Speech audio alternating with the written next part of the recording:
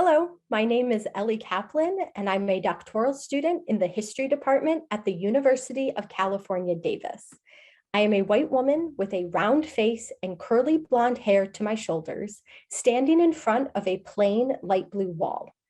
I am speaking to you today from the ancestral lands of the Onondaga Nation, a member of the Haudenosaunee Confederacy who have cared for this land for generations. As a 2022 Library of Congress Junior Fellow, I worked with the Professional Learning and Outreach Initiatives Office on the project Connecting Educators with Powerful Primary Sources, Exploring Disability History. For this project, I developed resources on different moments in US disability history for educators to integrate in their teaching.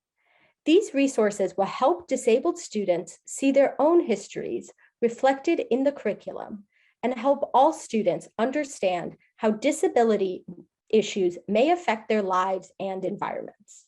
One of my project objectives was to recontextualize some library primary sources with a disability perspective in mind.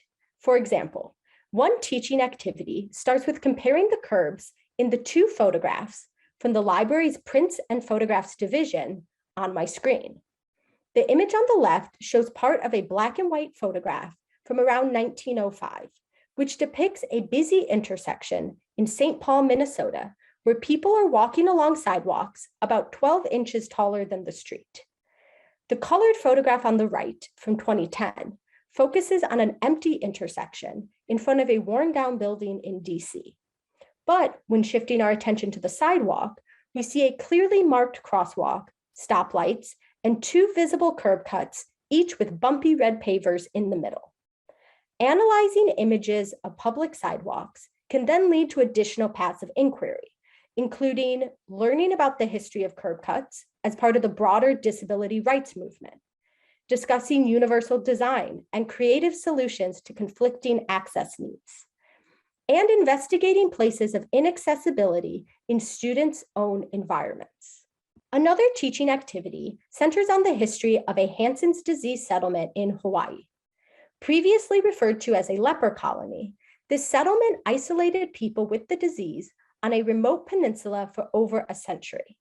Students will combine written and visual sources, including the photograph of the light blue community hall from the Historic American Building Survey collection displayed on my screen, to investigate themes of stigma, resiliency, and agency.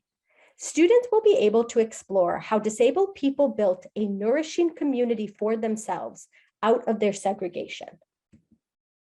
I want to send out a big thank you to Vivian Awume and Stacy Motes for their patient and thoughtful mentorship on this project.